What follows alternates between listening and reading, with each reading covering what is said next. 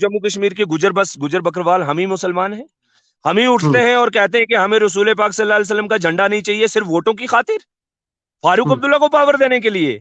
उमर अब्दुल्ला हम्म। साहब जिसके वो बेटे की दो, वो सुनते भी नहीं हुई है, पक्के मुसलमान बनते हैं ना हम, हम्म। उनके चक्कर में जिनको जबरदस्ती टोपी पहनाई जा रही है वो लंबे लंबे, फारूक हम्म। अब्दुल्ला साहब के लिए जो गाते हैं हम्म।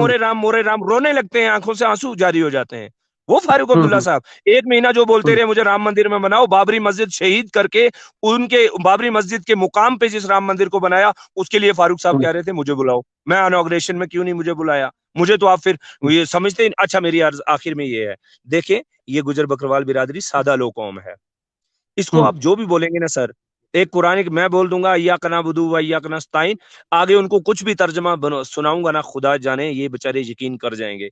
यार एक पैंट हम्म। कोट पहन के आदमी जीता हुआ, दूसरा एक मौलवी साहब उठ के बोलेगा, एक बोलेगा कल कयामत के दिन हमारा झंडा नहीं होगा, उसका तो ईमान खराब हो गया ना। नहीं, आप समझ बिल्कुल रहे हैं मेरी बात को? आम बिल्कुल गुजर बिल्कुल सर। बकरवाल बिरादरी का आदमी जो दीन और दुनिया नहीं जानता, जिसको इल्म नहीं है चीजों का, क्या उसका हम्म। ईमान खराब नहीं होगा? क्या उसका इस चीज पे अकीदा नहीं बनेगा कि कल बाबा साहब मियां बशीर साहब का एक अलग से झंडा होगा? उसको तो ये भी लगेगा हम्म। फारूक अब्दुल्ला का एक झंडा होगा, हम्म।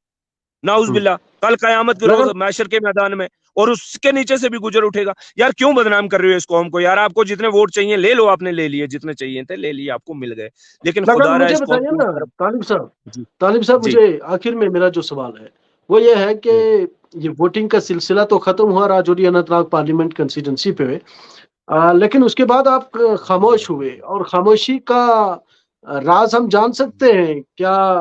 कहीं हार का डर तो नहीं है? कौन खामोश हो गया?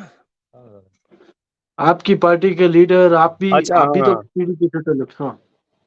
तो रियाज भाई, हमने पहले कब कहा था कि हम जनता की टिकटें बांट रहे हैं? हम पहले भी खामोशी थे। हमने पहले कब हम्म। कहा कि जनाब जो हमें वोट देगा वो जन्नत में जाएगा? हमने पहले कब कहा हमारा एक अलग से झंडा होगा? हमने पहले कब हम्म। कहा कि ये हमारे जलसे में धूप बर्दाश्त कर लो, कयामत के दिन धूप कम लगेगी?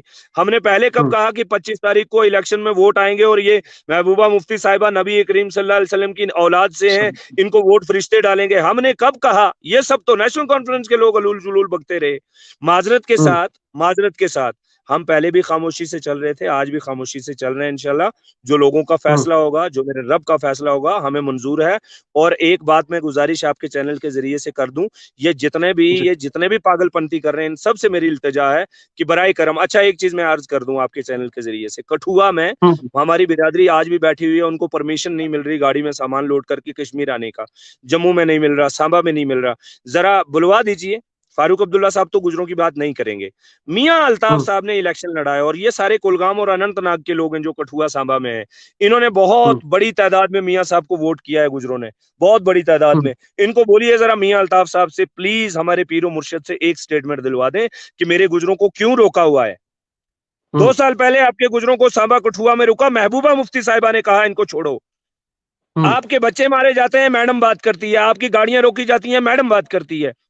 आपके लोग सर तो कठुआ में बात सांबा सुनिए में ना, रुक जाते हैं, मैडम तालिब बात करती साहब, है। उसको भी तालिब छोड़ दे। साहब, मैं मुझे बोल रहा हूँ आज मुझे जो इलेक्शन है यार, आपने वोट भी ले हम्म। लिए, इलेक्शन है, बात हम्म। आपने वोट भी ले लिए, इनकी बात भी तो कर लो यार गरीबों की।